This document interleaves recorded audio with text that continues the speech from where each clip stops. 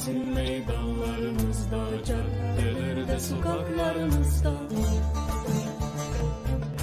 Dilenciler olduysak özür dileriz.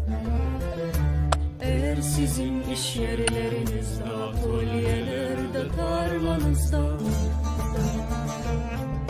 kaçak işçi olduysak özür dileriz. Eğer sizin kıyılarımıza, kumsala, plajlarımıza cesetlerimiz kuruduysa özür dileriz.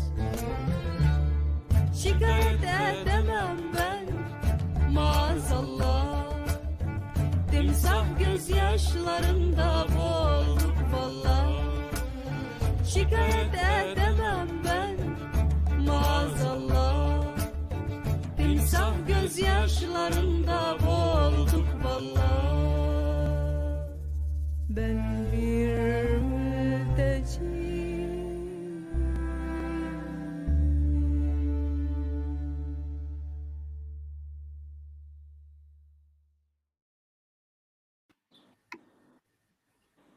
Hello, everyone. Hello. I think our viewers can. Okay. Hello, everyone.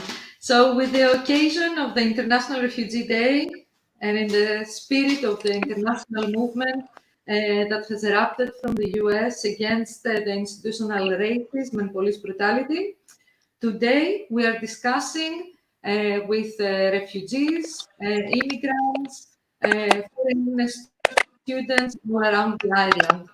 Let me introduce you our speakers.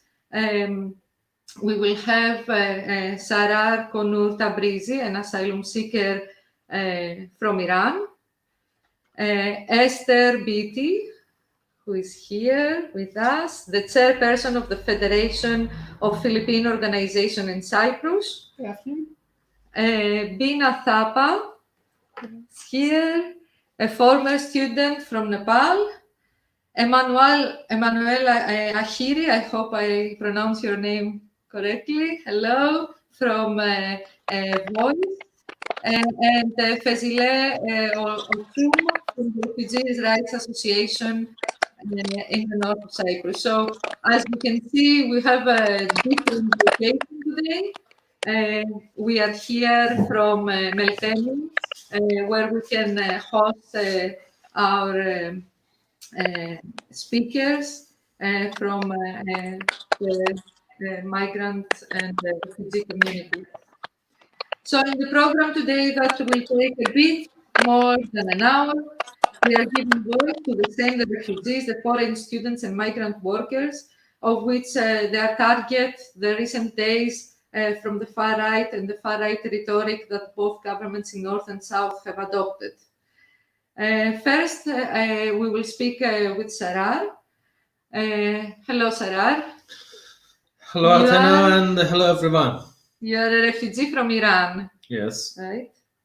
So tell us a little bit about why you left Iran.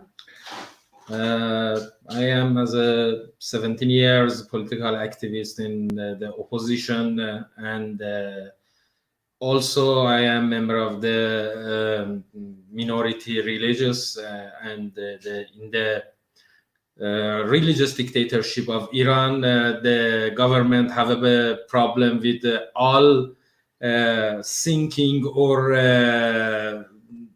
being is not one by one like that thing the ideology of government says. Mm-hmm. And how come you chose Cyprus?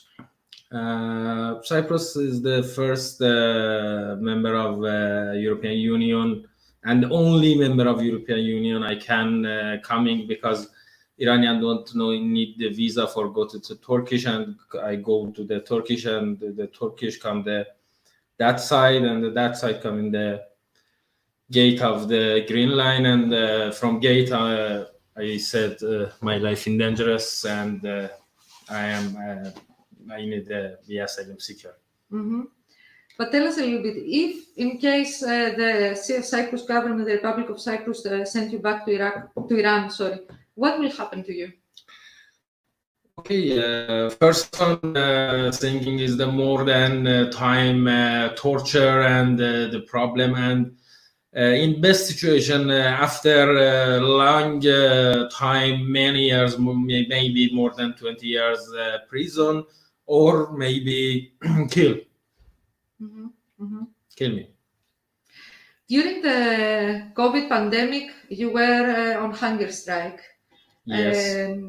Tell us a little bit about the conditions in which you have to live in Cyprus. For me or for all asylum seekers? For you and all asylum seekers. Being in Cyprus is very difficult because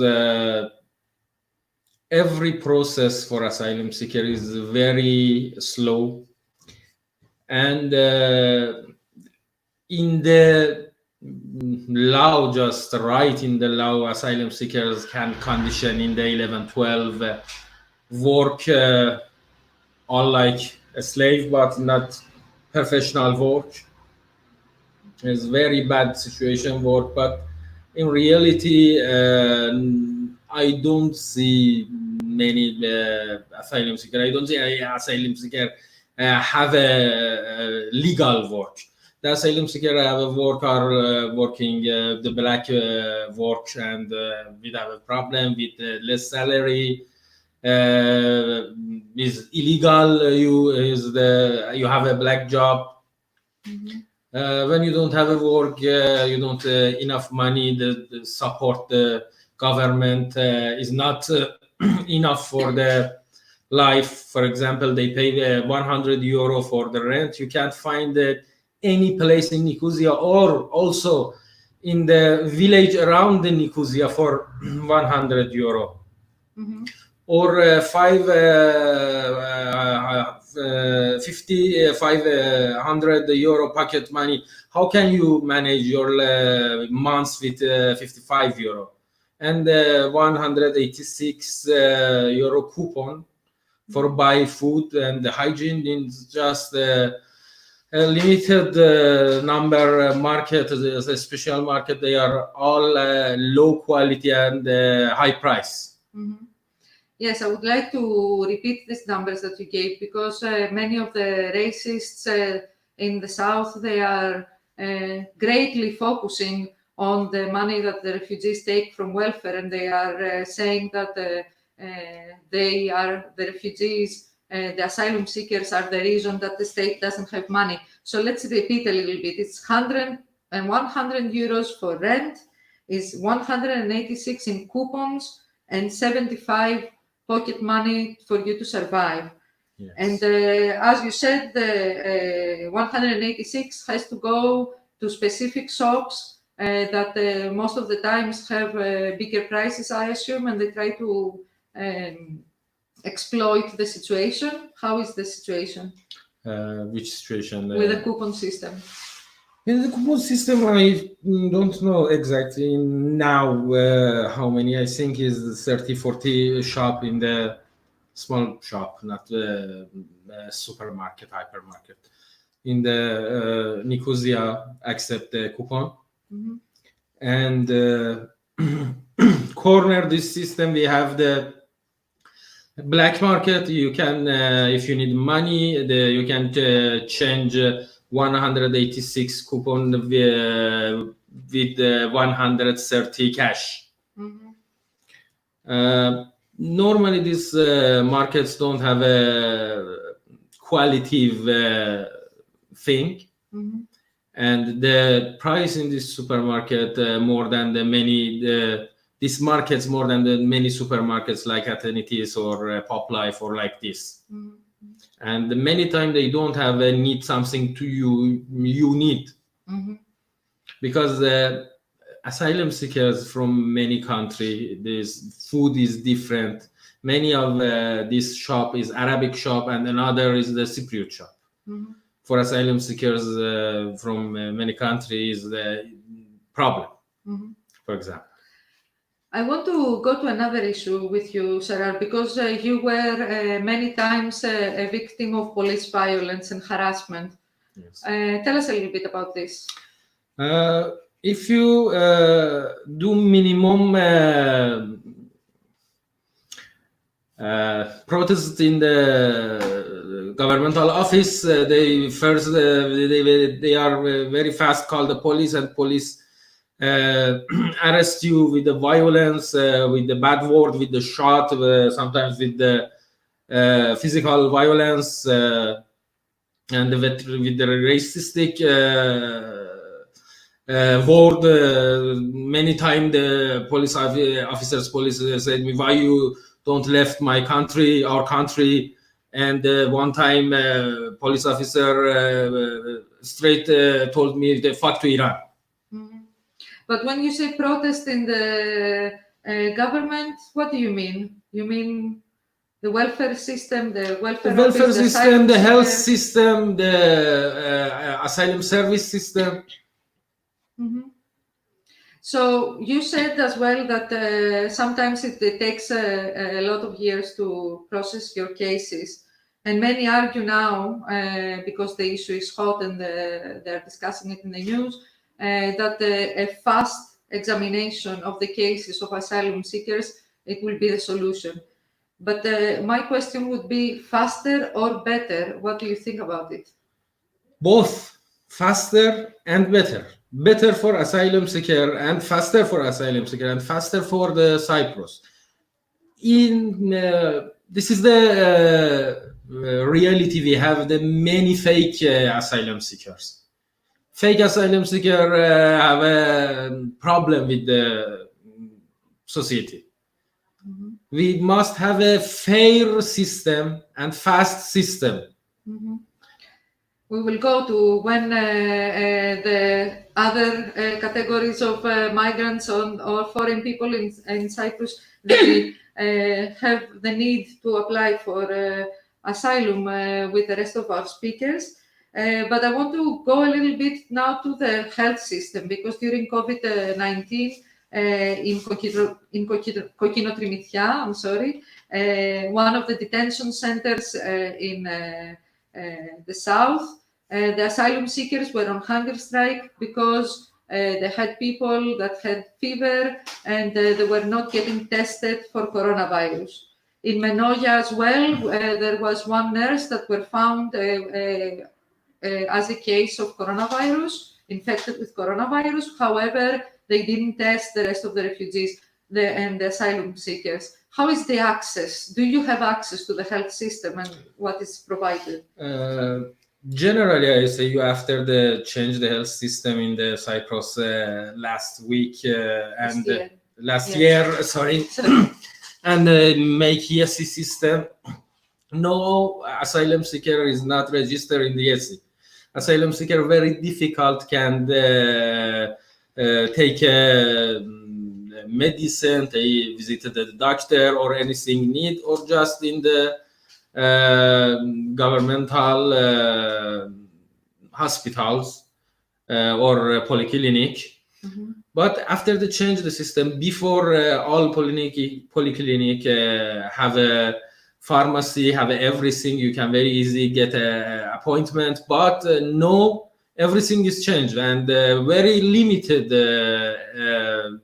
Everything they have, the doctor, they don't have a pharmacy. If we are for get a pharmacy, we must go very far to the general hospital or just the Macario hospital, 2 hospitals in the all Nicosia. Mm-hmm, mm-hmm. And the not all Nicosia district.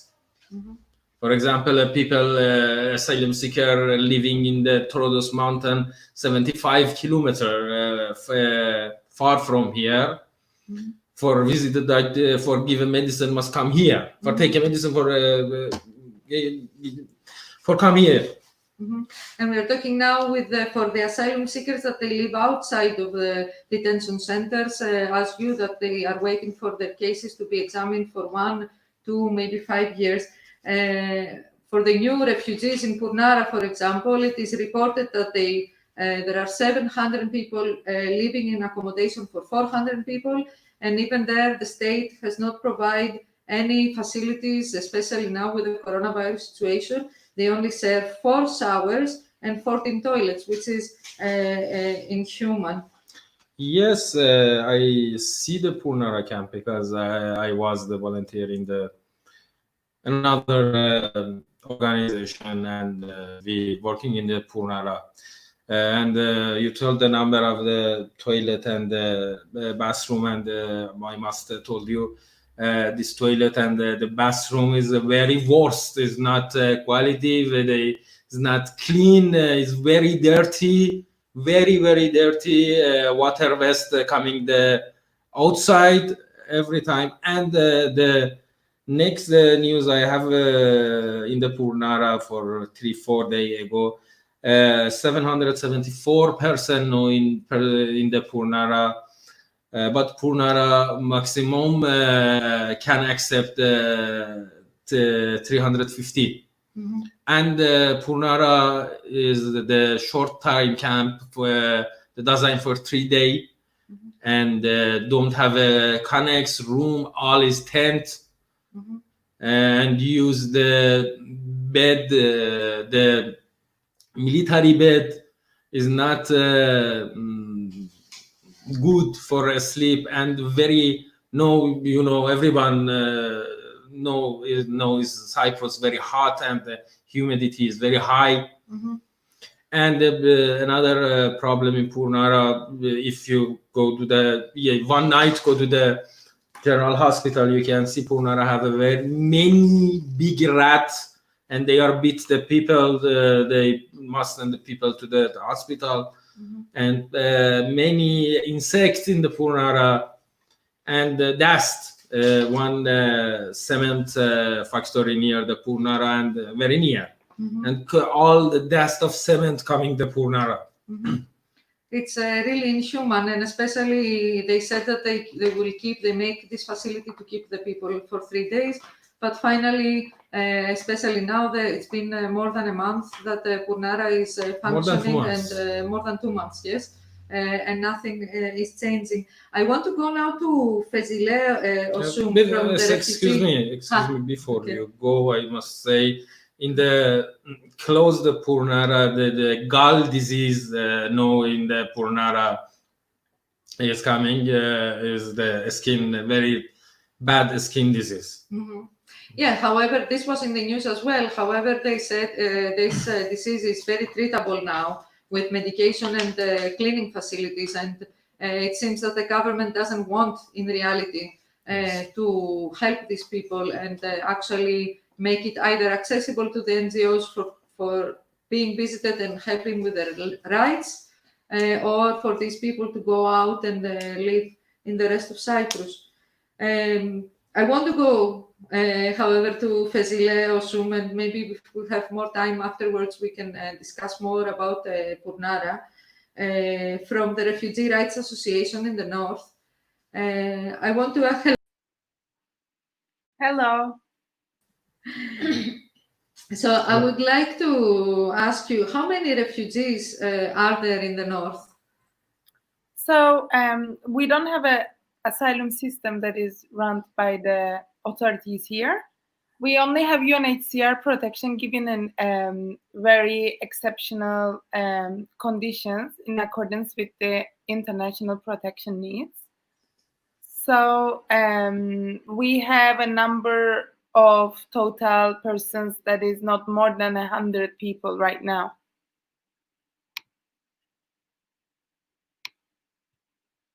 After what happened in I cannot hear you. I think you are on YouTube. Yes. I don't know. Yes, I hear you now. I hear you now. Yes, can you hear me? Yes. Okay, yes. Perfect.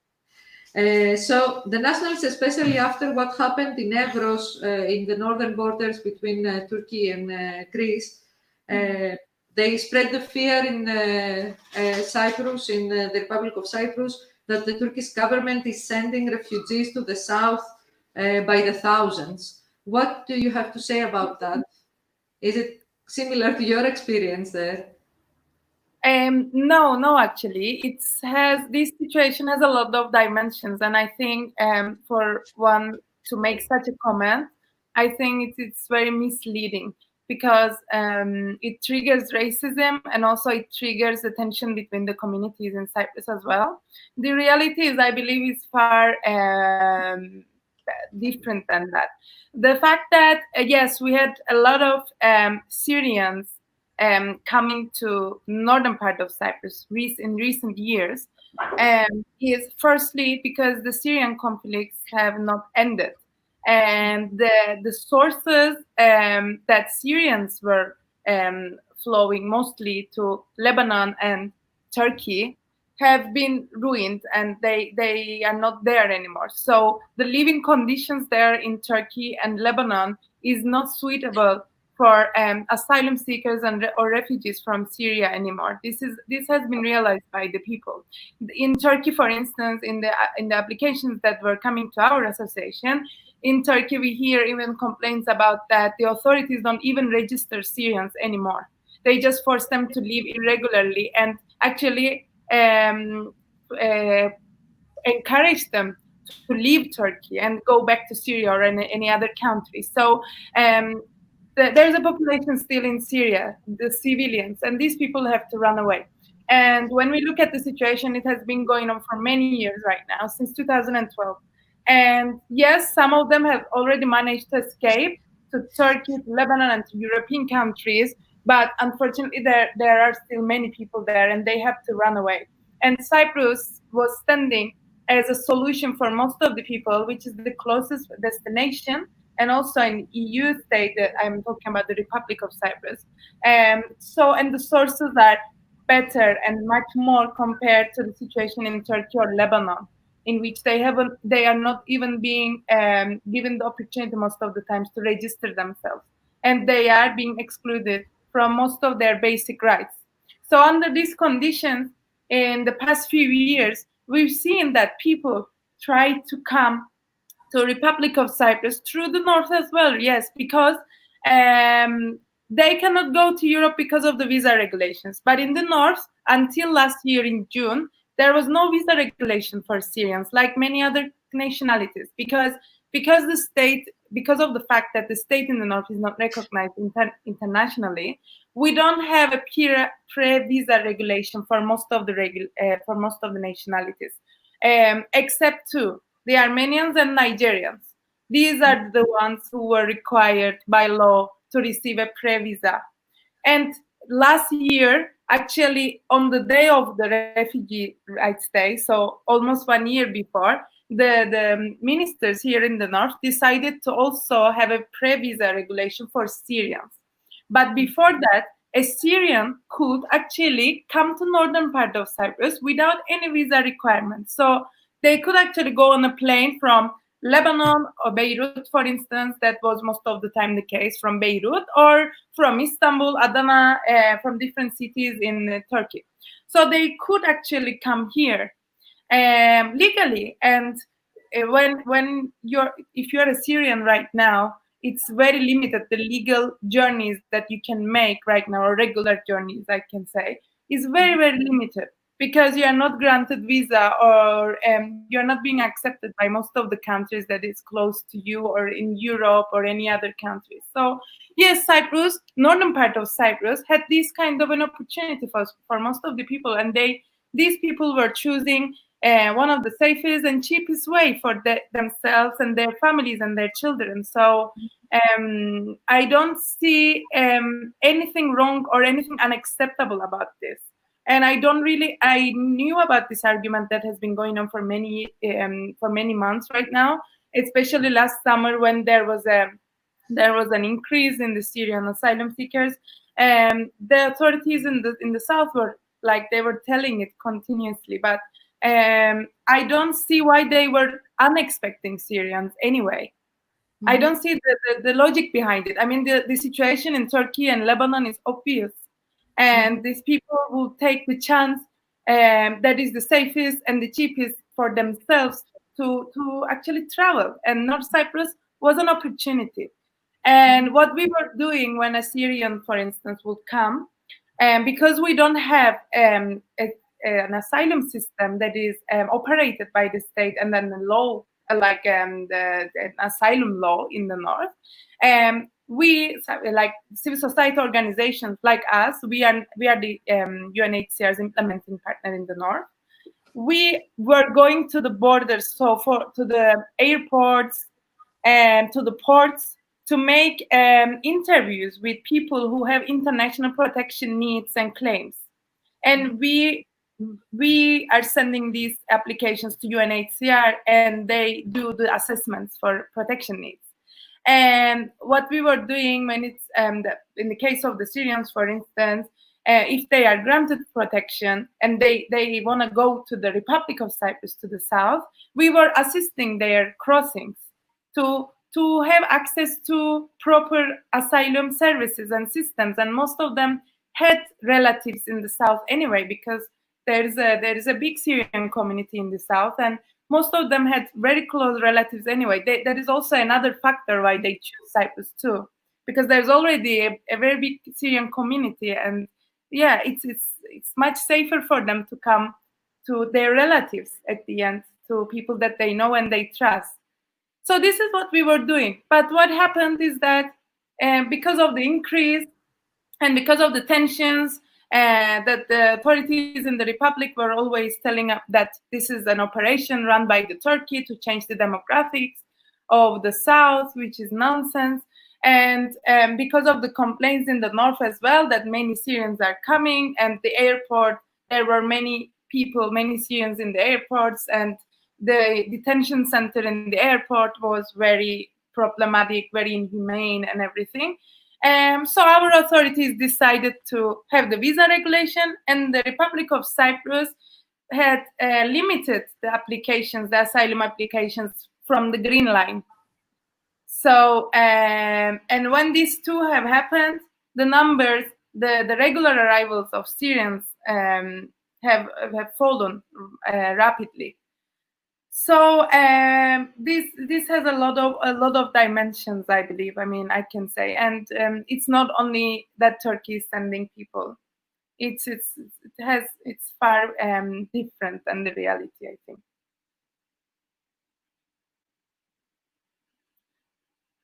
I cannot hear you, but I don't know if it's a problem with me. Okay. Still, I cannot take your voice. I cannot hear. No, I cannot hear you. Okay. Can you hear me now? Yes? Okay. So my next question is kind of rhetorical, I could say, because in a way you answered it when you said about the conditions that they live in Turkey, because the question here and the debate here is whether Turkey is a safe place and these people can go back to Turkey, especially after the European Union is giving so much money. But in reality, as you say, this is not possible. This is not something that's happening. So according to the statement we have from refugees, it's now we can hear you. I don't know if the people Connection have a problem.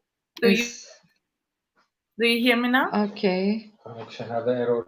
This connection is not safe. Do you hear me now? No?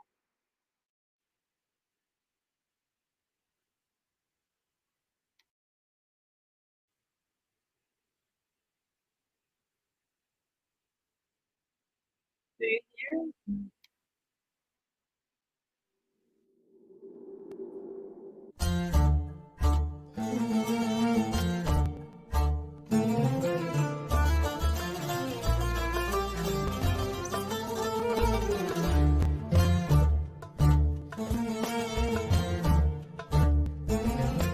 Eğer sizin meydanlarınızda, caddelerde, sokaklarınızda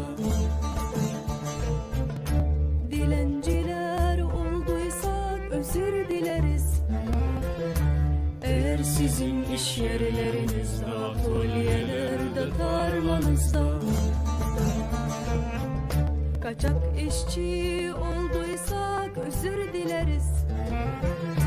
Eğer sizin kıyılarınıza, kumsala, plajlarınıza cesetlerimiz kuruduysa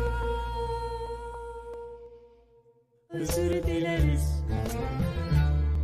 Şikayet edemem ben maazallah. Timsah gözyaşlarında boğulduk valla. Şikayet edemem ben maazallah. Timsah gözyaşlarında boğulduk valla. Ben bir mülteci.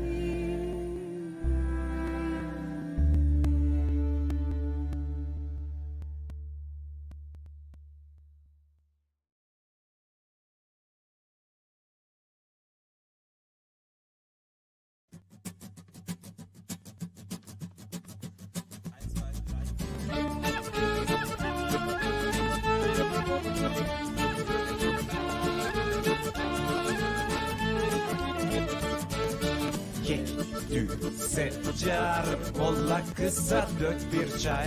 Fabrika parça başı, yettirdin mi maaşı?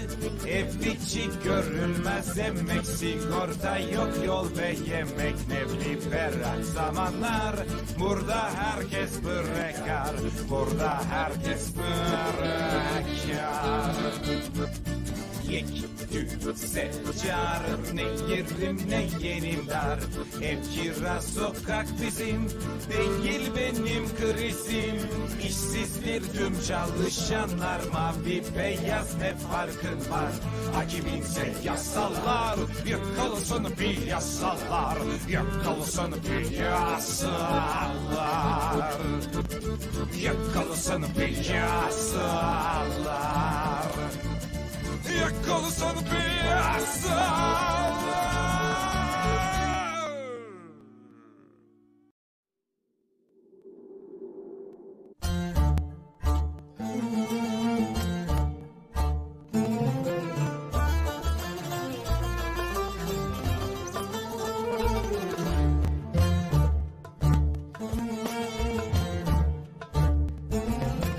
Eğer sizin meydanlarınızda, caddelerde, sokaklarınızda dilenciler olduysak özür dileriz. Eğer sizin iş yerlerinizde, atölyelerde, tarlanızda kaçak işçi olduysak özür dileriz. Eğer sizin kıyılarınıza, kumsala, plajlarınıza cesetlerimiz kuruduysa özür dileriz. Şikayet edemem ben maazallah. Timsah gözyaşlarında boğulduk valla. Şikayet edemem ben maazallah. Timsah gözyaşlarında boğulduk valla. Ben bir mülteci.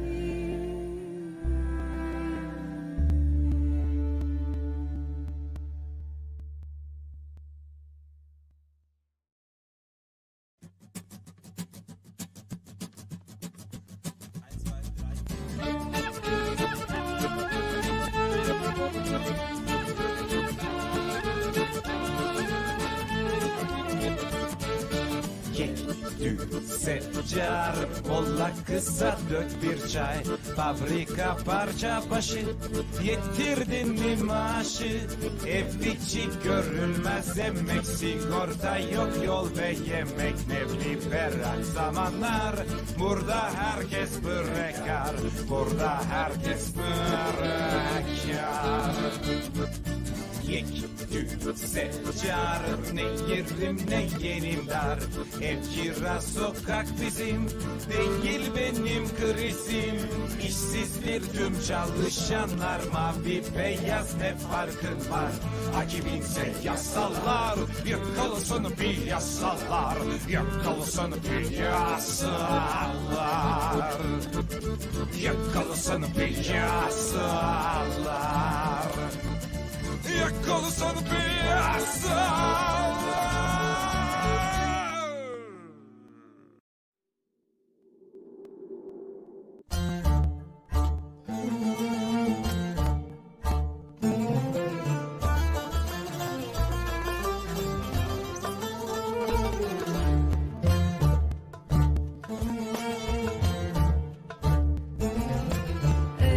bizim meydanlarımızda, caddelerde, sokaklarımızda. Dilenciler olduysak özür dileriz. Eğer sizin iş yerlerinizde, atölyelerde, tarlanızda kaçak işçi olduysak özür dileriz.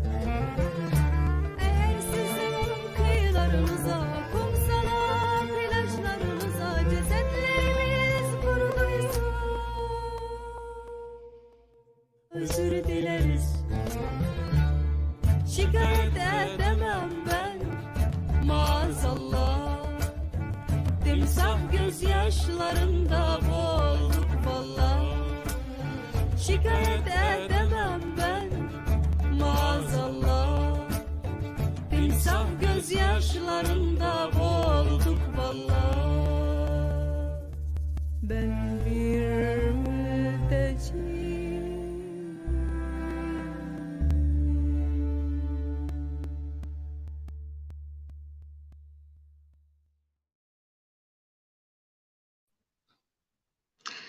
So, hello everyone. We had a small technical problem, but our technicians are solving it.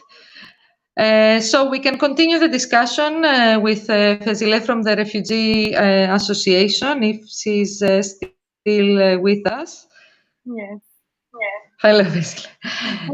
So yes, we were talking about Turkey being a safe country and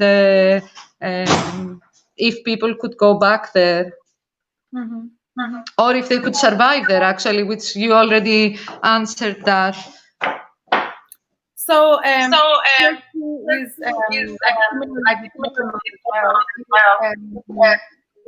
running out of sources and operational grounds and all the necessary needs to actually provide the international protection that refugees are needing. So there's a problem with the registry issues. There is a problem with access to employment, health, and many basic rights. So most of the organizations, international organizations, are considering Turkey not being safe anymore for refugees, which we also hear and witness from the statements of refugees and from our organizations that we do collaborate with in Turkey. So we are very skeptical when, for instance, during the quarantine times, 175 Syrians have arrived to the northern part of Cyprus. I don't know if you followed it from the news, but we were very skeptical when there was a deportation order against them to send them back to Turkey, because we know that Turkey is giving papers to Syrians to sign in a language that they don't understand, and which is a voluntary return form, and do send them back to Syria. So we were always telling to the authorities that you need to make sure that these people have access to proper asylum system and are not sent back to Syria. This is the obligation that you have as a state. But unfortunately, the state in the north, the unrecognized state, they don't fulfill the international obligations that are also part of the customary international law, which is the non-refoulement obligation, and also the non-penalization obligation in regards to refugees and asylum seekers. So we systematically breach the basic rights of the asylum seekers and refugees in the north. So we don't do like speaking about the state and the authorities in the north, or the local bodies, I may say. They don't do assessments. They do deport people to their region, their countries where they can face persecution, and they don't make assessments about that. And upon all of this, they also do still penalize and punish asylum seekers arriving to the north in irregular ways. So these are massive human rights violations that we have been criticizing as Refugee Rights Association since 2009, the day that we were established. So we still tell this to the authorities here, that this is a basic human right, and they cannot just refoul people and penalize people, and it goes against their international obligations and this is a massive human rights violation. So this is the system here in the north is very fragile and very risky when it comes to people in need of international protection, I may say.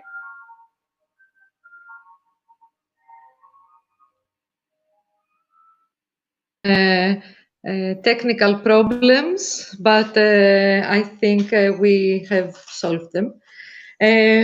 But so if we solve them and we are connected with Meltemi, if we can go, we discussed a little bit about some people that are not here in Cyprus as asylum seekers or refugees from the beginning, but finally they need to become, to ask asylum. And that is mainly because of a huge gap that the migration policy has both in the north and the south about what these people can do with their lives, either because they need protection or because they're searching for a way to stay here. But I would like to talk also with the women that are here with us, and that they have the experience, they can give us the experience of how domestic workers, which is one category of people that can come and work in Cyprus, or not only domestic anymore. I mean, it's they're working in many places, like in restaurants, in the factories. It's not just the traditional work of domestic worker, but also as foreign students that they come to Cyprus, and for one or two reasons that we will be discussing, they are pushed to apply for asylum and become asylum seekers. But I would like to focus on the conditions that these people live. So I would like to speak with Ester Beaty. Ester Beaty is the chairperson of the Federation of Filipino Organisation in Cyprus. Hello, Esther. Sorry for the technical problems. So, Esther, I want to welcome you. Thank you very much for coming with us to our program today. So, yes, I would like this racist rhetoric that is going on with the government. Finally, it takes all of the categories of the immigrants and refugees that exist here. So, I would like to ask you, what are the conditions in which you work here in Cyprus? Well, I am one of the Filipino community. Can you open the microphone? Can you open the microphone? Yes. Okay.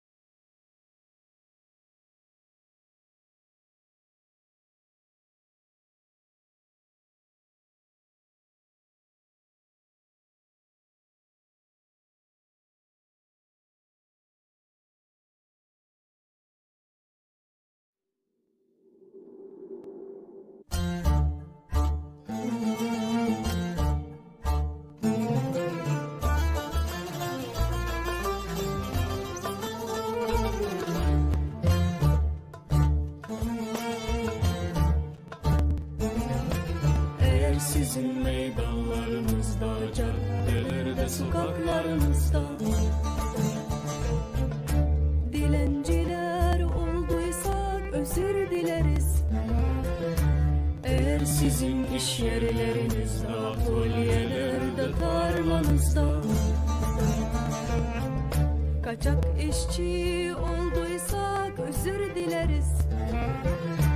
Eğer sizin kıyılarınıza, kumsala, plajlarınıza cesetlerimiz vuruluysa özür dileriz.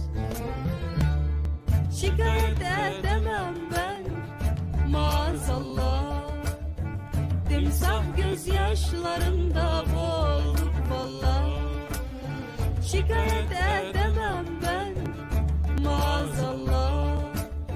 Timsah gözyaşlarında boğulduk valla. Ben bir mülteci.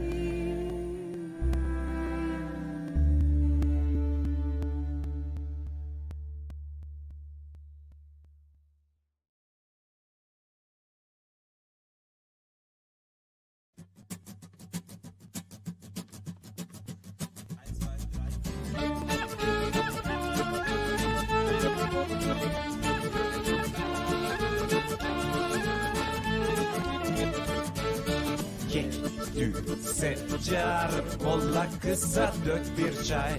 Fabrika parça başı, yettirdin mi maaşı? Ev içi görülmez emek, sigorta yok, yol ve yemek. Ne liberal zamanlar, burada herkes bırakar. Burada herkes bırakar. Yek, tü, seccar, ne yerim ne yerim dar. Ev kira, sokak bizim, değil benim krizim. İşsizdir tüm çalışanlar, mavi beyaz ne farkın var? Hakimiyse yasalar, yıkılsın piyasalar, yıkılsın piyasalar, yıkılsın piyasalar. Yakalasan piyasalar.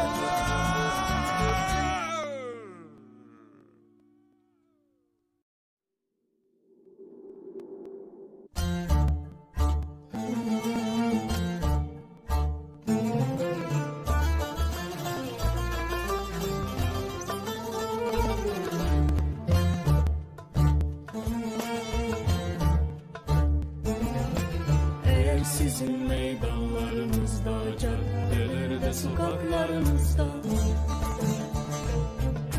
dilenciler olduysak özür dileriz.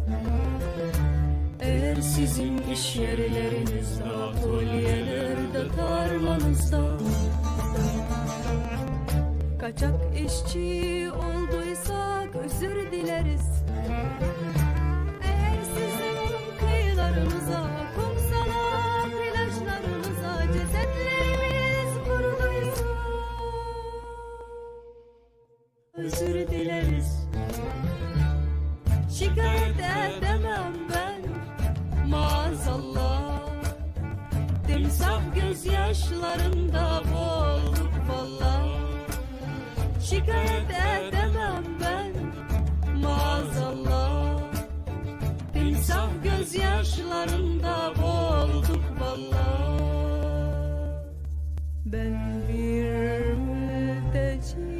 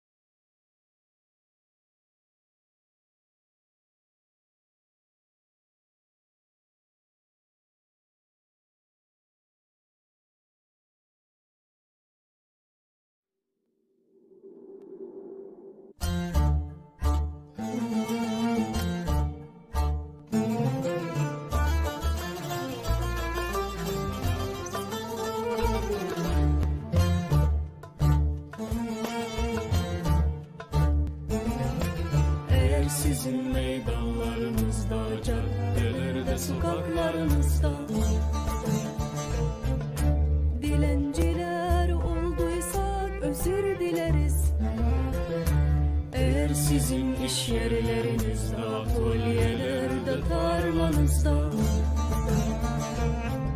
Kaçak işçi olduysak özür dileriz. Eğer sizin kıyılarınıza, kumsala, plajlarınıza cesetlerimiz kuruduysa özür dileriz. Şikayet edemem ben maazallah. Timsah gözyaşlarında boğulduk valla. Şikayet edemem ben maazallah. Timsah gözyaşlarında boğulduk valla. Ben bir mülteci.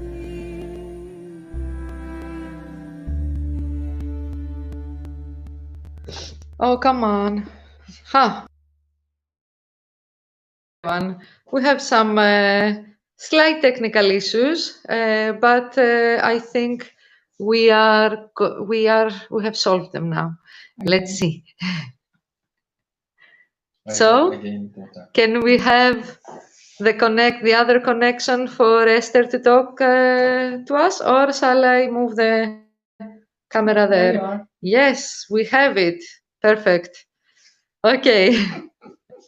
Let's see how this will work. Yes? Can you hear us? Just send us yes or not. Yes, we can. Perfect. Okay, so we go forward. I don't know, something about, we're trying to talk about the conditions of the domestic workers in the South, but something doesn't want us to talk about these things. Seems like it, yeah. But unfortunately, yes, there are a lot of very unfortunate conditions for domestic workers here in the Republic of Cyprus. As I was saying earlier, it's not only the Filipino community who is suffering, it's all the other domestic workers as well, i.e. Nepalese, Vietnamese, the Sri Lankan and the Indian communities.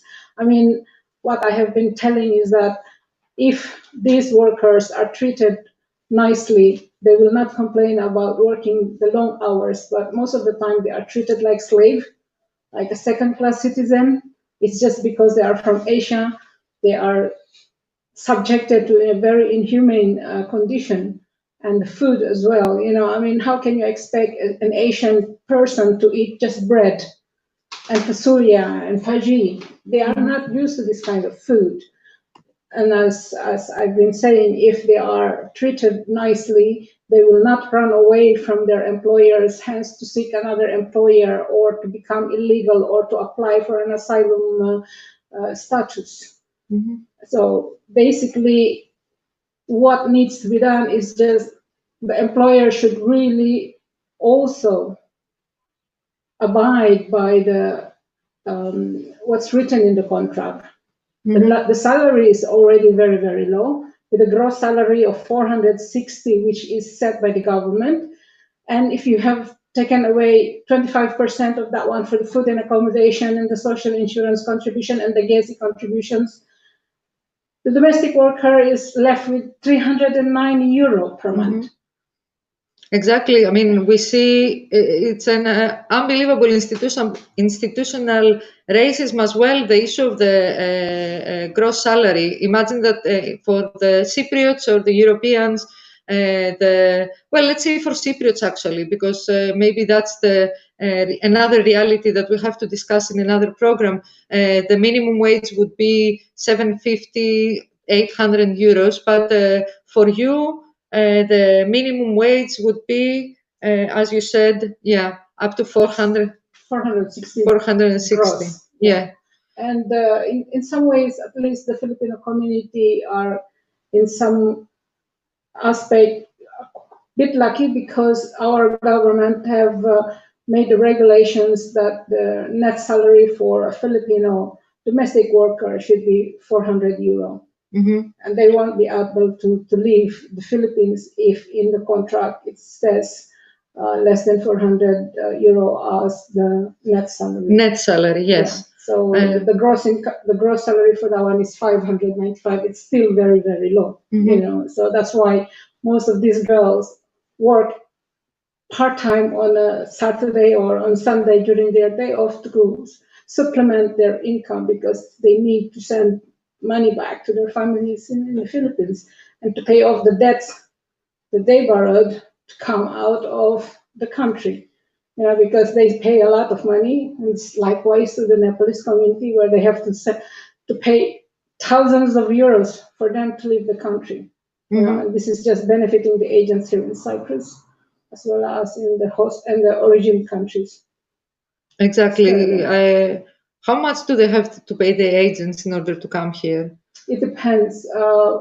For the Filipinos, it's between 2,000 to 3,000 euro for them to come here in Cyprus. And then the employer have to pay also the agent. So really the agent is the one making all the money. Exactly.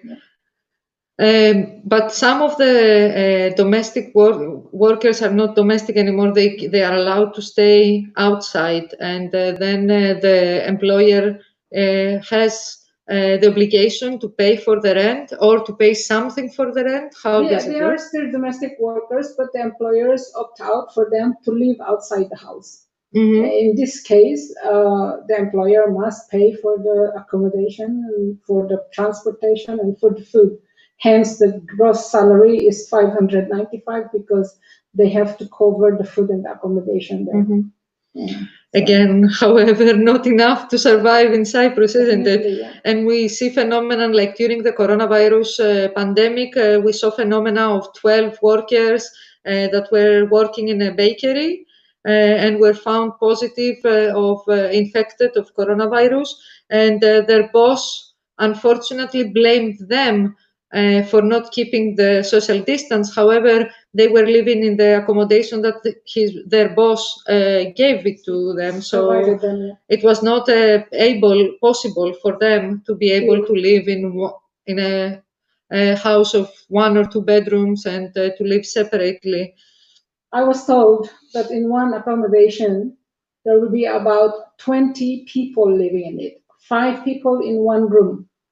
Come on, what kind of, you know, and this is supposed to be a big company providing, you know, this kind of accommodation for this kind of workers.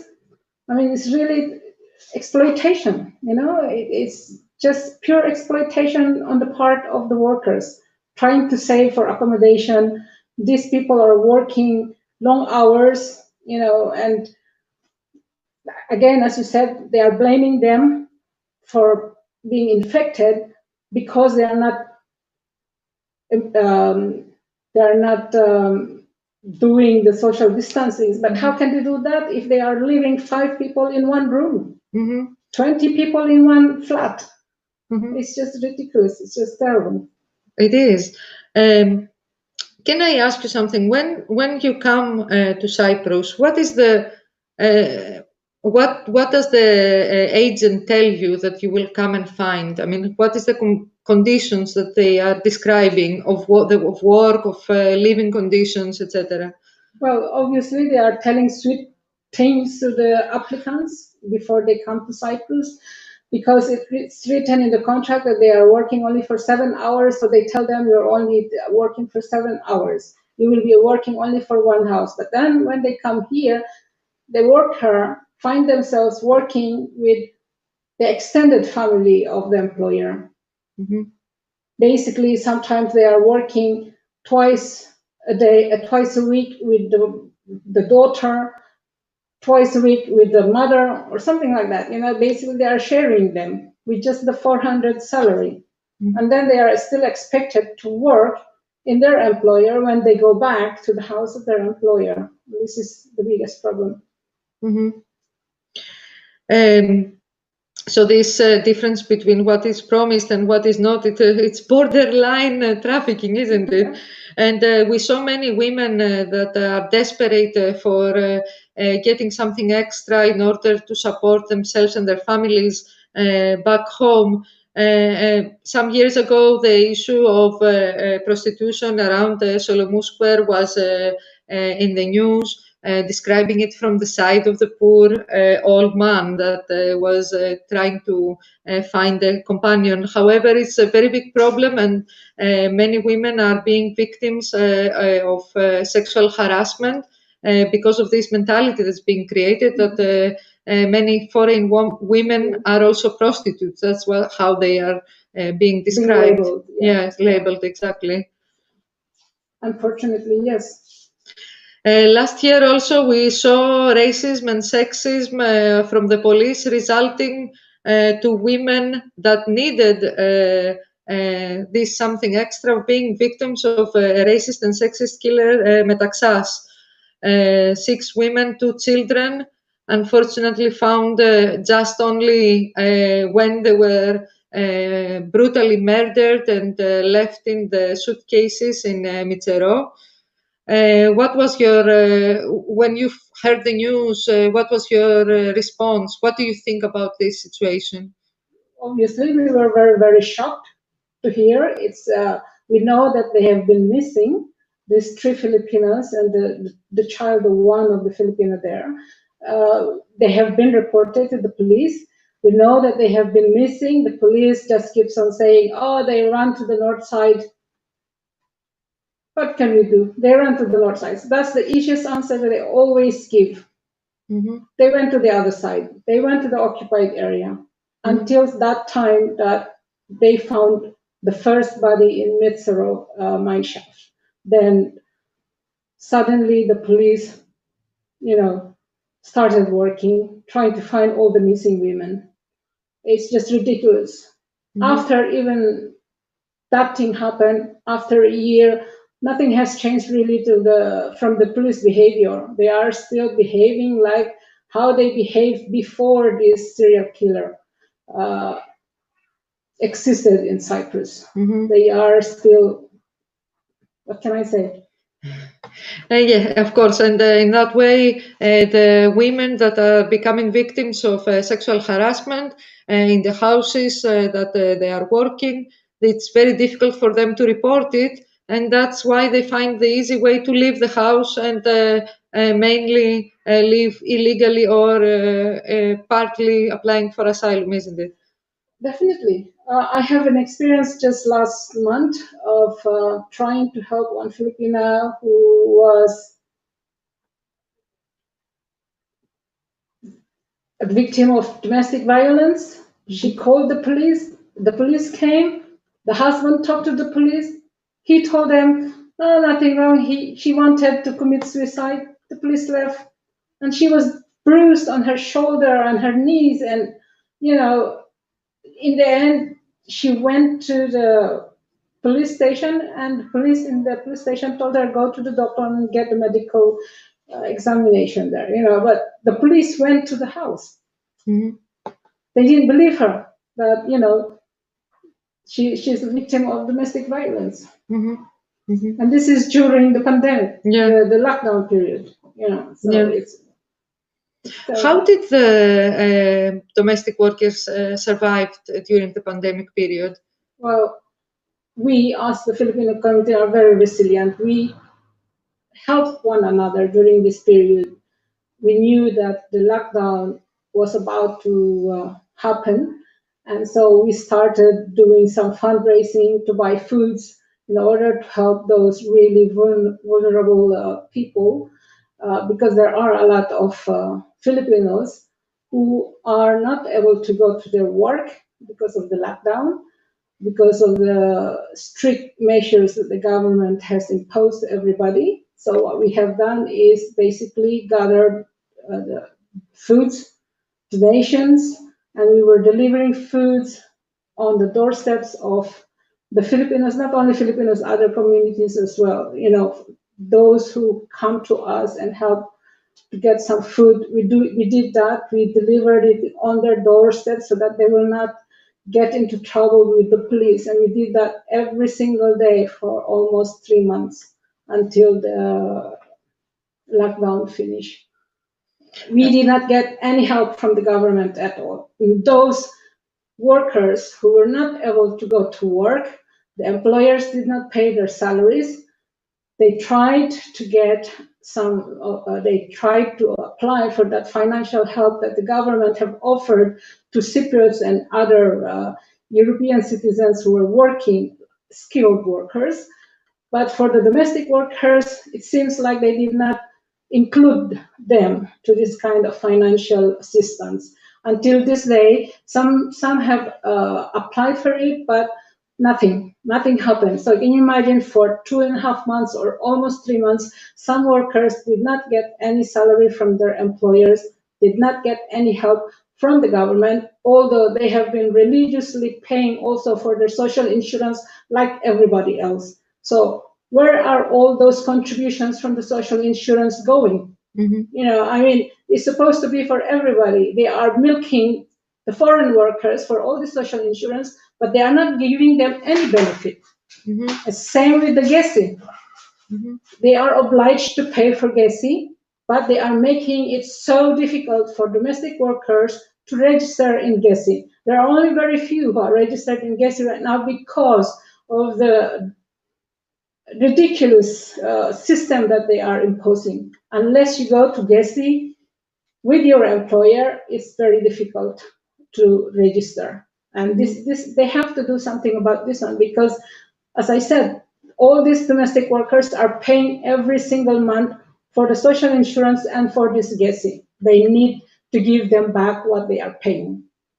Exactly. And as if I'm not mistaken, they pay also for their pensions, which is something else that they don't take. So whether they leave the country or even if they live here and they demand their pension, they're not getting it, isn't it? They are making it so difficult for them that you kind of give up applying for it. You know, it's first of all, you have to be 65 or 68 years old before you can get the pension. Although you have probably paid for 20 years of it, if you did not reach the age of 65, or depending on the contributions you have paid, if you didn't reach the age of 68, they will not give it to you. They really try to make it so difficult for you that you just have to give up applying for it. I'm very fortunate that there is one lady who managed to get her pension, but she has to wait 5 years for that one until she was given. And she has to be here in Cyprus before she left. She managed to get her pension. And that's the first one, I think, that who managed to get her pension. And she was 70 years old when she went back home to the Philippines. Imagine that. She was 21 years in Cyprus, working, didn't even go home one time for that 21 years, paying every single month for her social insurance contributions, for her pension. You know, so can you imagine the thousands of domestic workers who were working here for 5 years? They have paid for their social insurance, but they didn't get anything. They will not get anything because they went back home. And they said, you know, when we had a meeting with the director of social insurance, that yes, they will be able to apply online. Really? You know, Cyprus? Even locals have very big difficulty applying online for anything, isn't it? And they're expecting, and this is exactly the institutional racism that we see going on when people they're very important part of the economy, other than cleaning the houses or taking care of the elderly, which is very important. I mean, we don't have any other facility for them to be accommodated. When they are cooking our foods in the restaurants, serving our drinks in the bars, they are making the breads in the bakeries. So all these workers that has proven, especially now during the quarantine, so essential, and they are being treated like this, like a second or third class even workers, and having to deal with all these things in their everyday lives. I want to go next to Bina Thapa. Bina, if you want, you can change also the seats. Thank you. So you were a student here in Cyprus, now a worker. You are from Nepal. There is a very big discussion, especially for foreign students, and about how they are led to become asylum seekers finally here in Cyprus. So I wanted to ask you, how did you decide to come to Cyprus to study? Because that time it was very easy to get the visa when you apply in the Cyprus. So if you apply in other country, it's difficult to get the visa, and Cyprus is much easier. And that time it was easy, so we applied to come here. Mm-hmm. And through the consultancy, they were telling me it's a Schengen country. Through the Cyprus, you can go other country for easily, to have a better life. And we thought it's true, but when you come here in Cyprus, the story was totally different. Mm-hmm. And it was very difficult to find a job for the student. The living standard is not like how we thought before. Mm-hmm. Exactly. I wanted to ask you, when the colleges, the college agents are reaching you in Nepal, they are saying that you can study, and of course at the same time you can work. The living conditions are described as livable, and Yes, because the college says that it's easy to find a job, and they are telling that it's easy to go other country also, and as they saying, like, it's true, and we believe, and many people, other colleagues also, they believe, and they come here and by spending lots of money. But when we come, it's totally different. Let's say as a student, when you come in abroad, the college is our first parents, and whenever we have a problem, they are the one who have to solve our problem. Most of the colleges, they don't listen, and they don't want to willing to help us. Mm-hmm. Because last time one of the students was sick, and he was so scared, he has a fever. During that pandemic period, he wants to go to the hospital, but even he wants to pay to the private hospital. He was outside, he was begging to the hospital, please admit me, I'm sick, I will die here on the floor. And the hospital was saying, do you have money to pay enough? And I was so strange, and I tell him to call one number, because I call to the ambulance in the Nicosia, and they say even though you are in Paphos, they are the one who will organize the ambulance. And after he went to the hospital, let's say he admitted today, and the next day before admit, the hospital was asking, do you have enough money? He said, I will arrange the money, just save my life. And the next day, until the afternoon, the hospital was asking him to deposit 2,000 euro, because they were scared. Maybe the guy cannot offer the money. That time, like, they were thinking about to earn the money, not his life. Mm-hmm. So the students here, the foreign students in the south, they're not included in the health system. I know. Really. So how can they manage? What is the procedure? What is their health insurance? How can they survive here? We have a health insurance only. We are not involved in the disease system. So that time, this guy, he paid for 2 days, 1,600 euros with the blood test and another related blood test. So on the hospital charges, doctor charges, X-ray. He's a normal guy, and he cannot afford more money. Mm-hmm. So in 1.5 day, they discharge him. Mm-hmm. Even he was not completely covered with his sickness. Mm-hmm.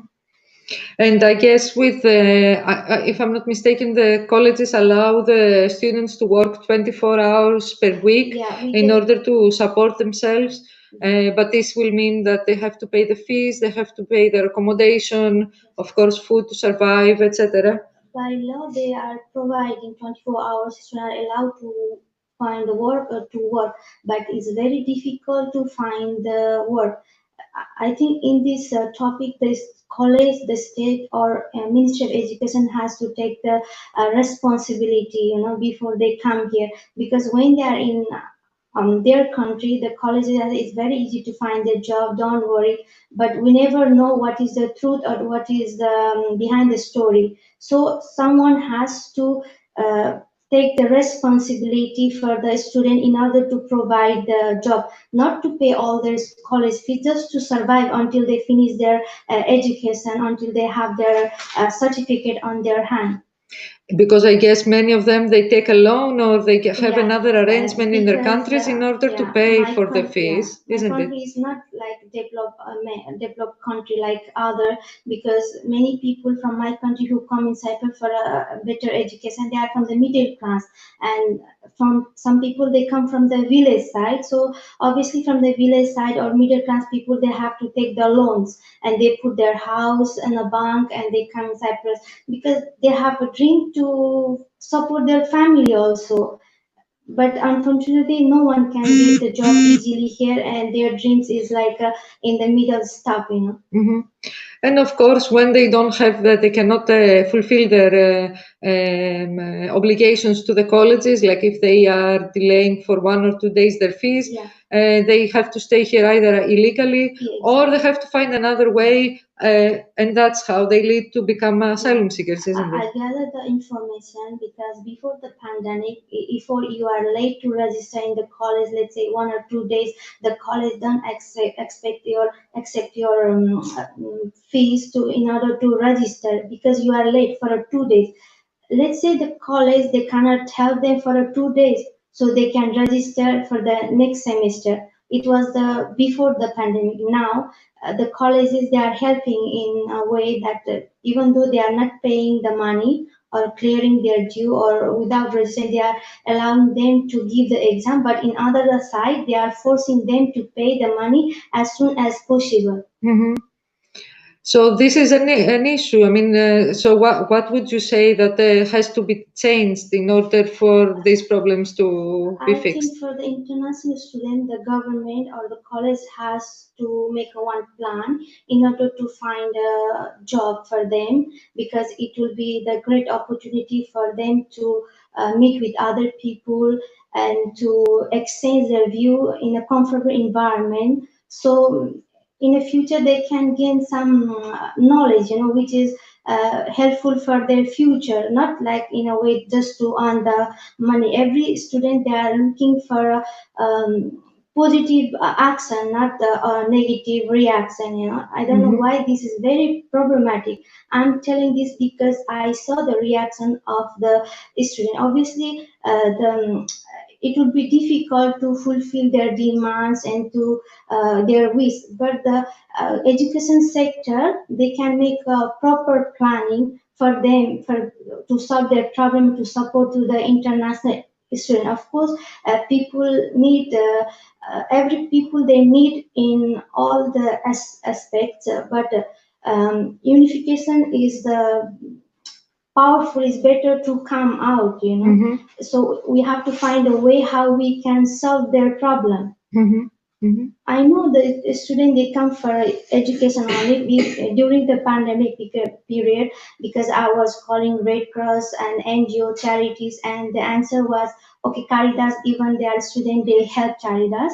And I'm very proud Mrs. Ester, she helps, and I also try to help. But many people, even the Red Cross also during that pandemic, they say they are the student and we cannot help them. And I say, so even though they are student, as a human being, they are suffering this period because my country was also locked down, and their family, they cannot help them, even they wish to help their children. And the Red Cross was telling, we cannot help the student because they come here as student, they have the money in their bank account. I say every student don't have the money in their bank account, but they say they can help only the asylum and the refugee who is not taking the benefit from the government. So how would you? So there are many students that during the pandemic they had to turn into to register as asylum seekers in order to survive. Now, many students from my country, they are calling me every day. We don't have money because the college, they are asking every day the money, and they don't want to be illegal, because they know that if they go through the asylum, they will be the legal. because without finishing your education, it's difficult to face your family, and you don't have enough money in your hand to pay your loan. Many students, because there was a case last year in Paphos, one of the students from City Unity, he was so depressed because he's from the middle class, and before he came, he took a loan, he put his house in a bank, and he's the only one son. He was so depressed when after coming Cyprus after 6 months, he committed suicide, you know. And there are other students also, there every time they're calling, please find me work. I say it's very difficult to find the job for the student, even though you found they have a special sector, you know, like a village, in the farm, delivery, car wash, like in a working job is not fair for the third country migrant. And also the same, these works that you mentioned that are also for asylum seekers is the ones that the foreign students, international students are allowed to work. They don't say specifically, but in that way they can do it as in a car wash or delivery. So like in order to asylum, yes. To make it as a part-time also, in order to be able to study at the same time. Yes. Yeah. So I want to, if we can connect together with Emmanuel. I don't know if he has faces they're facing as international students in the north with similar problems as the ones that Bina was mentioning. Hello, Emmanuel. Emmanuel is the president of Voices of International Students in Cyprus, to introduce you properly, which I didn't do before. Hello. No, hello. It's fine. It's fine. Can you hear me? Yeah, we can hear you. All right. Thanks for having me on the show. Thank you for coming. I've been listening to what the others have been saying, and I think that some of the experiences are different. That some of the experiences are different here. Can you hear me? Yes, we can hear you. All right. Okay. I think some of the experiences here in the north of Cyprus are different, but of course there are lots of experiences which are similar as well. The issue of responsibility by the institutions, the schools, I think is something which cuts across both sides, because we've realized and we've brought this to the attention of the schools themselves and the authorities, that it seems as though when the students arrive here, and once they have paid their fees, they are left on their own. Like there is zero responsibility as to what happens to them. It's even been made worse in the sense that previously with the health care sector, the students had to pay this money to the school. They had to pay the health premium to the school. And then the school had to transfer this money to the government, which meant that the students could at least go to the health centers on their campuses. I mean, there was some form of responsibility in that sense. But now that this premium is paid directly to the government, it's a little bit harder for many of the students, because yes, they pay this money, but what does this premium cover exactly? No one knows. And the extent the extent of coverage which you get, no one knows, you know. And the system is really bad in the sense that even when I'm sick or I need to go to the hospital, I don't go to the state hospitals where I have paid the premium for, where I have health insurance. I'd rather go to a private hospital, because at least I know the care is going to be better. I know it's going to be immediate. So it tells you how bad the system is. And it's unfortunate that not everyone is able to afford the healthcare in the private sector, because it's expensive. It's really very expensive. So not everyone is able to afford it, and this is an issue which we have brought to the attention of the authorities. In fact, I think it was in October and November of 2019, we tried to have a series of meetings with the Ministry of Health, the Ministry of Interior, and also the Ministry of Education. But what we realized was whenever we went to one ministry, they would say, no, we are not the ones responsible. The other ministry is responsible. And you go to the other ministry and they say, okay, well, this ministry is responsible. So at the end, we said, okay, let's have a meeting with all the ministries involved. That's the Ministry of Education, Ministry of Interior, and Ministry of Health. This was, I think, sometime in October, November. We are in June. We haven't had such a meeting yet. So it tells you how so it's not only an issue of lack of responsibility by the institution, there's also a lack of political will by those in government to do anything to try to remedy the situation. And this is only in the healthcare sector. Of course, in the other sectors like employment, it's worse.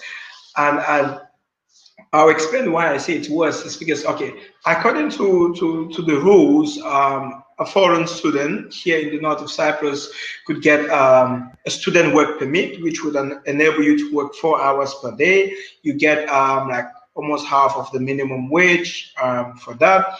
The issue here is your employer has to apply for you. So what incentive is there for me as an employer to apply for you when I know if I don't apply for you, if I don't apply and you don't have it, I can exploit you and you have no legal remedies. So basically, the only remedy which you have, which is the employment letter, has to be done by your employer. And many employers, of course, don't do this. Because if you ask for one, they can simply tell you, well, if you're so interested in getting one, I'm going to get the next person who needs a job. So what this has created, it has created this this umbrella for exploitation to happen where if you don't have the work permit, you cannot even okay, well, you can actually report the employer, but then it does you no benefit because you don't get any remedy. The employer is punished for exploiting you, but you have no remedy. So the incentive for many people to report is not there, because at the end of the day, you lose a job, and then you get no kind of remedy at the end of the day. That is just one side of it. The other side of it is that because the minimum wage is low, and when you have a student work permit, you get half of that minimum wage, which is really low, and which means you're unable to really take care of yourself properly. As someone, if you need this money, for example, to help with your feeding or housing, or sometimes to pay your fees, is practically impossible. So many students will prefer to go and work in hotels and other restaurants where it's easier not to have the work permit, and they exploited there. And of course, we have this this rhetoric by the administration saying, "Oh, it is bad. We have to curb this." There is lots of people in the illegal workforce. Yes, there's lots of people in the illegal workforce because there's a loophole in the system. Because first, we have to understand that it's a system which is based on education, educational tourism, and tourism, and you need lots of people to work in the touristic sector, or in the tourist sector. And because there is a loophole in the wall, what employers do is they employ as many people as possible without any legal coverage, knowing they are going to pay them very little amount of money. They are going to force them to work long hours. In fact, we've had cases where workers in some hotels band together and meet the employer saying that, well, we work for too long and the pay is too low. And what they tell them is, okay, go home. We don't want any of you tomorrow. And the next day, because there are so many people who are desperate to get these jobs, because people need to take care of themselves, they need to support themselves in one way or the other. The next day you have, if 20 people are let go, the next day you have 40 people waiting to get that job. So the system in itself is very exploitative. So even when the administration says, "Oh, we are doing our best to curb the illegal workforce," it's just lip service. I mean, they are just singing songs which they literally don't do anything to stop. And of course, we brought this to the attention several times, but nothing has been done so far.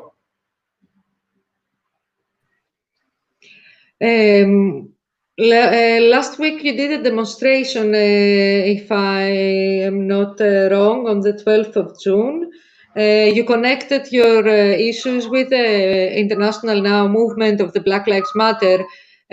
Tell me about the racism that, I mean, there is the issue of the jobs is very big institutional racism, and I think we all agree here on how it is exploited. But you also started organized a demonstration with Black Lives Matter and about, I guess, the way that the police is treating you, about the racism that you experience because of your color and your origin. Tell me a little bit about that.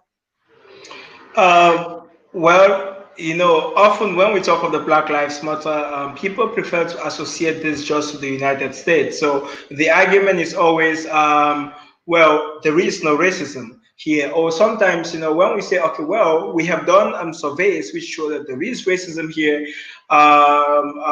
we have some elements. Some people will say, well, are you accusing all Cypriots or Turkish Cypriots of being racist? So you see the conversation shifts from there is racism within the society, racism which is very institutionalized and systemic, to, oh, you are accusing all Cypriots of being racist. And by saying that, they kind of like want to put us a loggerhead with the local community. But the reality is that there is lots of racism here. In fact, it is so institutionalized and normalized to the extent that people don't even realize that this is racism. So I'll give you a few examples, which is one, I think I wrote about this on Facebook the other day.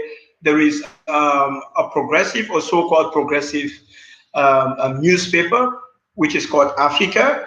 And the eye in Africa is a symbol of an ape. And this is something which we have brought to the editors and the owner of the paper, that this is some form of simianization. It is by using, not only using Africa as the title of your newspaper, but also by replacing the eye with an ape. It is an insult to many Black people and to many Africans, because for generations now we have been referred to as apes. When you watch and follow the news and even read some of the older texts, you see how we are often associated with monkeys and with apes, and it showed a lack of historical awareness that a so-called left-wing progressive newspaper could have this, and this has existed for such a long while, and it is not seen as a problem within the society. In fact, when we raised this up, we had to literally explain to lots of people why this is a problem. So what this tells us is that often people don't think there is racism here because they don't even understand what racism is. There is another shop on your way to when you're leaving from Famagusta to Lefkosia, and there is a shop there, and the name of the shop is Negro. The name of the shop is Negro. In fact, there is a biscuit called Negro, and people buy these things. People go into the shops and they buy food stuff from there. It tells you it is so pervasive that it has become normal. People don't even stop to ask themselves why is it called Negro? I mean, when we look at the term Negro, it is associated to slavery, to slave trade, to all the sufferings that Black people have experienced for over 400 to 500 years. And yet in a society, we have a shop called Negro. And it's something which has never been questioned. So often when people say, well, the police doesn't kill people here, there is no racism here, our response is, people don't need to die, literally, before you say that there is racism here. The very fact that it is a part of the society and no one questions it is a problem. I'll give you another example. At the peak of the coronavirus, when the government was trying to provide aid packages to many of people in need, the Prime Minister literally was asked a question by a reporter, a journalist, about students who are here illegally or who don't have a legal residence here, and what kind of assistance they'll be getting, and so on and so forth. And his response was really very stereotypical and very racist to a large extent, because he simply assumed that those people who were here without a legal residence are Africans or sub-Saharan Africans. And he went ahead to even say that, those who brought them here need to take care of them. So he wasn't only stereotypical by assuming that because you're Black, you're African, most likely you are the one who is here without a legal residence. I mean, without any evidence for that. So, and even when we as an organization, as VOIS, came out really very strongly against this, calling for an apology, we had lots of people saying, well, no, this is not wrong, and this and this. And if you go under some of the newspapers where we actually contacted and said, this is wrong, this is racist, this is stereotypical, this is a stereotype, we had lots of people actually supported what the Prime Minister was saying. Of course, we had others who were in support of us, even public officials who were against what the Prime Minister said. But it shows what it tells us is that in contrast to other societies where overt racism, like saying you're black, you're a monkey, you're ape, is something which no one says. Even if they are racist, they would act in a racist way. They wouldn't say it because the repercussions are really very high. Here, it's different in the sense that this overt form of racism is still even practiced. So it tells us that there is a long way for the society to go, because we are not only talking about educating people, we are talking about telling people that, hey, this is actually wrong. So it's a really very big issue. And of course, we understand that the first response, which is the police, has a very huge role to play as well. We have often said that the government or the administration has to put in effort in educating the police force, in how to deal with people from different races, in breaking some of the stereotypes that black students in particular are noisy, black students are violent, black students are problematic. So I've had cases where I'm even in the right and the police guy literally hit me, and I'm asking him, okay, why did you hit me?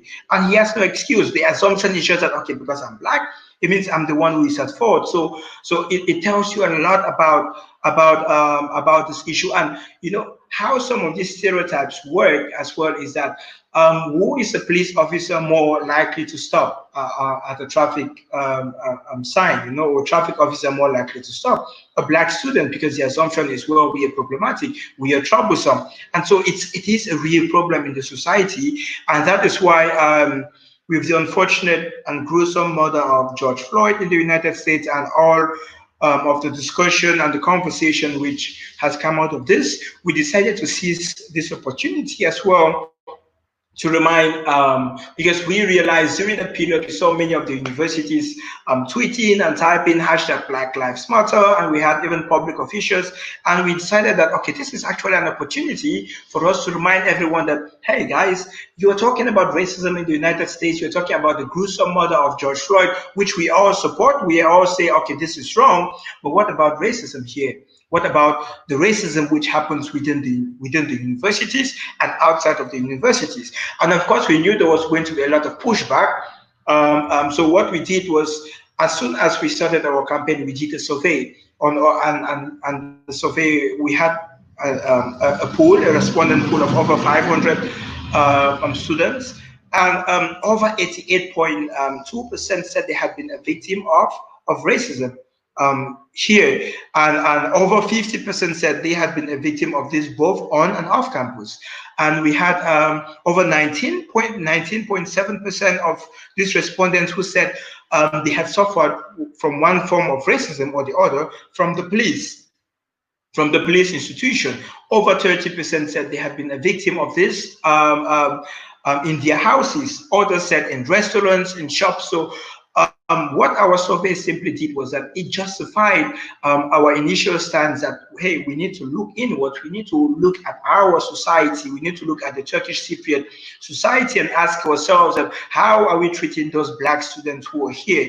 Before saying Black Lives Matter in the US or in France or in the UK, as we see now, what about here? And this is why we decided to organize these walks in solidarity. And of course, we wrote to all the universities because we asked some of our local partners, what are the modalities of having a walk in solidarity outside of our school campuses. And although the Constitution guarantees the freedom of association, there is no stopping the police from arresting people on the streets and deporting them. So we do not want to bear that responsibility, because we do not want to put students in an unfortunate situation, because there is, as I said, although the Constitution guarantees this, there is still like a loophole where the authorities would claim that either they could refuse to give permission. And if we go out to do it, they'll say, okay, well, we refuse to give you permission. And then you could be found guilty of committing one crime or the other. So what we did was we wrote to all of the universities requesting for permission to have these solidarity walks against racism within the institutions. And so far, we've been able to have it in 2 of the universities, in the Eastern Mediterranean University and Near East University. We are still waiting for responses from some of the other universities. Some of those who responded said, for example, that because of the coronavirus, we don't want to have mass gatherings within our campuses, which we basically said these are really flimsy excuses, because I mean the curfews have been lifted, people are able to go to bars, to nightclubs, to the gym. I mean, basically there's normalcy in terms of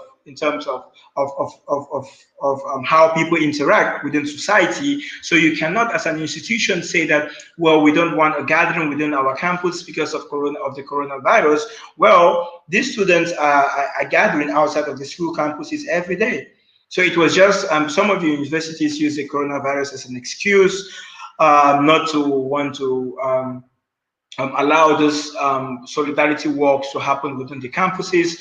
We believe that the reason why some of these universities acted this way is because they don't want students to gather and say, okay, you are at fault for this, you are responsible for this, because it's a way of like, okay, the best way not to assume any responsibility and to continue to pretend as though nothing exists is if we don't have it at all. And that is a big part of the problem, that the institutions, both the schools and public bodies, are not doing enough to actually, on the one hand, admit that there is racism, and on the other hand, taking active measures to kind of put a stop or limit limit the level of racism here, and which is a big problem. And of course, we as an organization believe as well that local civil society organizations are not doing nearly enough as well to support the Black Lives Matter, because when we organize, for example, our protests, we could count the number of,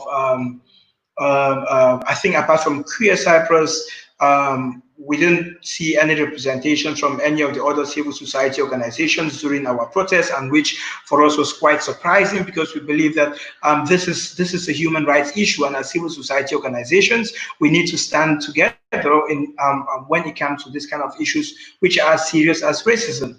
You know, so it's not only an issue of institutions and the public bodies, but also what about the local civil society organizations?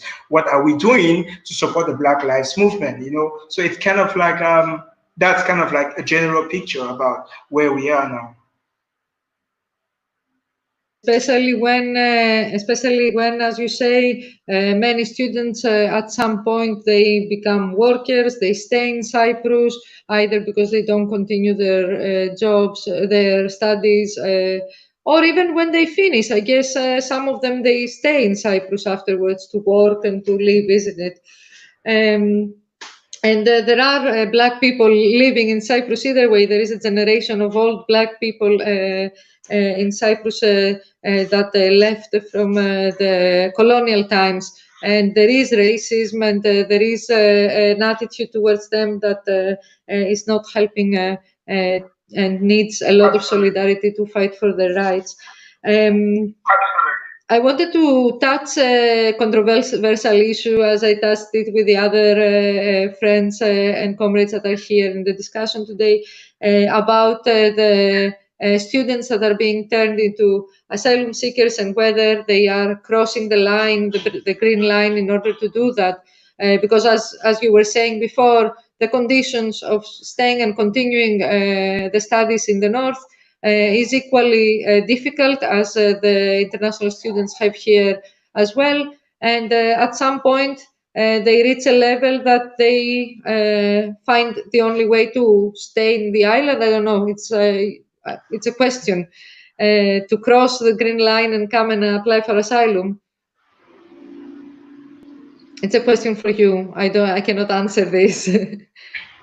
Can you hear me? Yes, I can hear you. Before I address this issue, I would like to just raise the issue that often when we also talk about the issue of racism, we have some locals who will tell us, well, there is no racism here because we have Afro-Cypriots. And it's quite funny because the fact that there are Afro-Cypriots here doesn't mean there is no racism. I mean, how many of them have actually met these Afro-Cypriots and asked them like about their experiences, you know? So it's just an issue, it's food for thought. But with regards to your question, the simple truth is like when people find, I mean, often when I hear critics of migration, especially those who are in favor of like stricter borders, I always ask this question. Human history is full of people migrating from one place to the other. And why have people always left from one place to the other? Because they are looking for better conditions. So as a student here, or someone who is no longer a student, someone who perhaps because of difficulties is unable to pay the fees or unable to have a legal residence here, and because things are tough, what do we expect these people to do? Would we expect them not to look for a way to cross to the south and apply for asylum? I mean, it kind of defeats my imagination why people are surprised about this, because if things are difficult, people are always going to look for greener pastures. They're always going to look for a way. They're always going to look for a means to survive. And for some people, this means of survival is by seeking for asylum in the south. So I don't really understand why it's really an issue. I think that what we need to ask ourselves is, okay, what are the problems and how can we prevent this from happening? And you don't prevent this from happening by having building walls, as Donald Trump claims, or having stricter border controls, because people are always going to look for a way to go. No, they are smugglers. And what happens is when we ignore the real issues and we try to say, okay, we want stricter border enforcement, what we simply do is we are helping smugglers, because what happens is the premium for crossing from one side to the other increases. So you are basically creating this market where you have the smugglers who are going to smuggle people. So I believe what we need to do is ask ourselves, okay, what is the issue? Why are people seeking to move from one side to the other? Where are we getting students from? What are the conditions from? What are the conditions in these places where we are getting the students from? Are these students who are coming, are they able to sustain themselves? Are they able to take care of themselves? When the students do come here, what do we do to support them? Do we provide them with employment opportunities? Do we provide them with the right healthcare? Do we provide them with the right mental health support? Because that is one issue. If we don't ask ourselves all these questions, then why are we surprised that people are trying to not only move from here to the south, but also people moving from here to Turkey to seek asylum? Because we have to ask ourselves all these questions, and the authorities are not asking themselves these questions. They just want the universities have this free reign; they can go wherever they want to and make promises. And not only the universities, but the agents, those who work on behalf of these universities, and those who tell the students, you can come here, you're going to get a job, you're going to get scholarships, life is easy, life is smooth, you're coming to Europe. When you allow the agents tell all these lies, and they go to places where we have conflicts like Syria, Cameroon, Nigeria, Sudan, Iraq, and other places where there's conflicts and people are looking for an easy way out, they don't want to. Because just permit me like kind of backtrack here a little. Let's look at the international system, all right? We have Europe closing its borders and enforcing these strict maritime rules, which prevents people from boarding boats to seek asylum. So what is the next best option? The next best option is, okay, where can I study, or where can I go where I'm going to have a legal residence, okay? And I'm going to pay the same amount of money that I would have paid a smuggler to carry maybe, let's say, from maybe Nigeria or Cameroon or Syria to somewhere in Europe or North America. So what people do is many people now look for places to study. They look for educational destinations where the fees are not very high. And so as institutions, we have to ask ourselves, we have to be able to recognize that this is a reality. And once we recognize that this is a reality, then we can put in place the right support for these people, so that when they come, they have the right support. But not only that, we have to hold these agents accountable, so that they don't lie, they don't mislead people, because this is one form of trafficking. You're lying, you're misleading people, and when they come here, they are faced with a different reality. And of course, because they're faced with a different reality and they cannot pay their school fees after the first or after the second year, then they start thinking, okay, how can I get asylum? Because they don't want to go back to these places where there is war. No one wants to go back where there is war, and this is an issue which is quite. It's very, for me, as a foreigner, especially as someone who has tried to understand the history of Cyprus, not only the north, but in the south, the history of war, the history of people running away from war. It really beats my imagination that your parents, some of you actually left the country because there was war. You went to places where it was safer. But when you come back and you're leaders in your country, then you are asking, why are these people running away from war when it literally happened here? So it's for me, it's a case of I'm looking for the right word. Refusing to accept the reality of how things are happening, refusing to accept that, okay, this is what is happening and we need to look for the right methods to address these issues. And I think that if we don't address these issues, not only the issue of the agents and the issue of having the right support for students here, economic, mental support for students here, this problem will continue. Because let's face it, what is the main source, or one of the primary sources of income for the state is the education sector. So they are not just going to stop the high education sector, because we have lots of people coming in and they pay the school their fees for one semester, and then the next semester they are either living here without a legal residence or they are trying to go to the south. That's not going to stop. So what we need to, because they need this money, so what we need to do is, okay, how do we provide the right support for these people here? And of course, often we hear the claim that, okay, well, this is unrecognized, and because it is unrecognized, things are harder. And that is true. It is true that, okay, because it is unrecognized, things are harder, but it doesn't mean that it cannot be better. I think this is an excuse that has been used. So, a lie told so many times sometimes can seem like the truth. Yes, it is unrecognized, but it doesn't have to be the way it is. Because let's face it, as foreign students here, we contribute a lot, not only to the economy and the social and the social diversity or cultural diversity of North Cyprus, but the fact that I am here as a Cameroonian, there are Nigerians, there are Syrians, there are Egyptians, there are Moroccans here, there are people from Azerbaijan, Kazakhstan.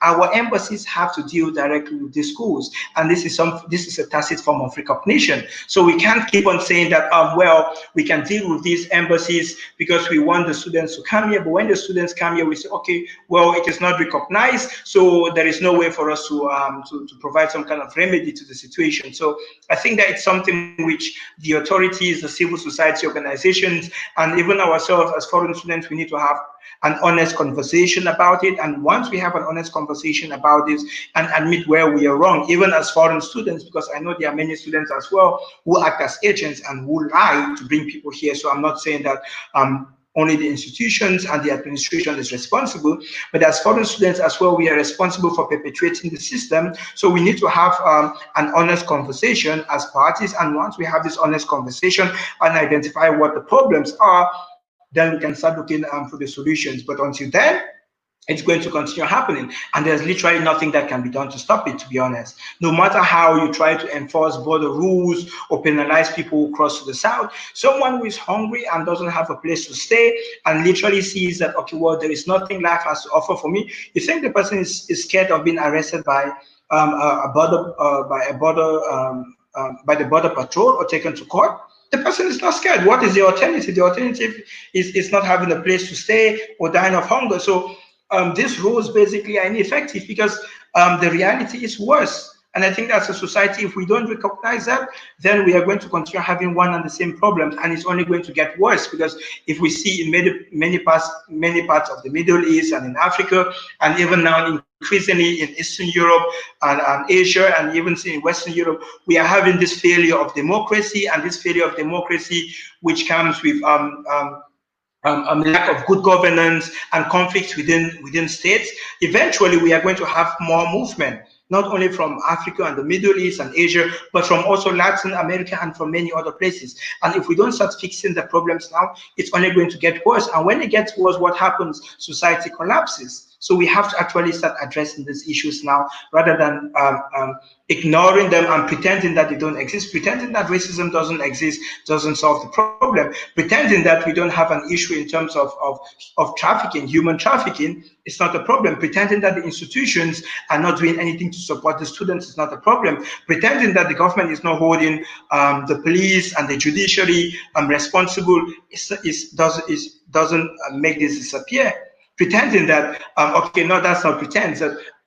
Pretending that okay, because this is unrecognized, this place is unrecognized, there is nothing we can do, doesn't solve the problem. We have to confront these issues, and if we don't confront these issues, they would continue happening, and it will get worse. I think, Emmanuel, you summed up our discussion exactly with the points that are in reality. Also, Bina here was also saying that if the institutions were taking care of the students, like providing what they promised when the students came here, of course they wouldn't apply for asylum. If the state had the rules in order to keep these people here as they were promised, they wouldn't go and find other ways to be legal here in Cyprus. I think we have a excellent discussion and very much needed voices to listen to in Cyprus. Thank you very much, Maria. Because of the lack of time, I would say, and we had so many technical problems, but I think also that the discussion was excellent. I think, Emmanuel, you summed up all the discussion that we did today. The fact that the agents should be accountable, the state, the institutional racism, and also that we have to fight in solidarity all together in putting these demands and putting the discussion in a real perspective and the way that the things really is, without pretending, without turning our eyes, and focusing exactly on the problems, having specific proposals on how to fight to change the situation and to fight all together to change the situation, because the governments know, everybody knows, the excuses that they put of recognized or not, as Bina said, the problems are the same here, even though it's a recognized state. So we need to fight all together, united, in solidarity, to change this situation in order to have a society that we can live peacefully without racism, without war, with equal rights in jobs, in security, in health, in housing, something that I wanted to ask you, but there is no time to come back to it. But soon, maybe we can do another program to discuss in more detail about all these things. So I would like to thank you all for being here.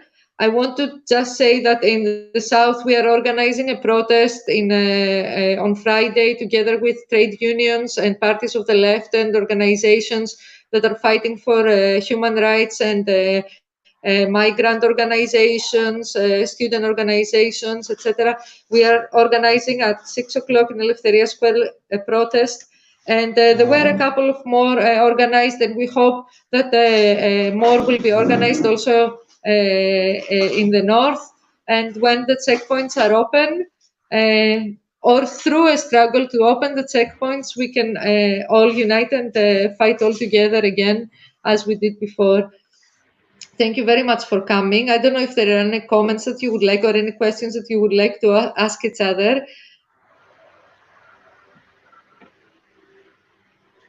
Okay. No comments from me. Perfect. I think it was a very good discussion. Thank you all for coming. I would like to invite all the viewers to the protest on Friday, to invite you also to the next episode next Wednesday. And good luck with all the struggles. And thank you very much for coming, and see you all next week or on Friday.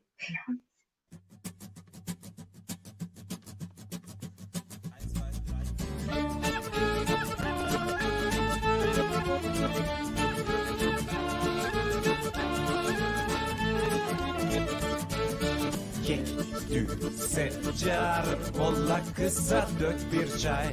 Fabrika parça başı, yettirdin mi maaşı? Ev içi görülmez emek, sigorta yok, yol ve yemek. Neoliberal zamanlar, burada herkes bırakar. Burada herkes bırakar. Yek, düğün, seccar, ne yerim ne yerim dar. Ev kira sokak bizim, değil benim krizim. İşsizdir tüm çalışanlar, mavi beyaz ne farkın var? Hakiminse yasalar, yıkılsın piyasalar, yıkılsın piyasalar, yıkılsın piyasalar. Yıkılsın piyasalar.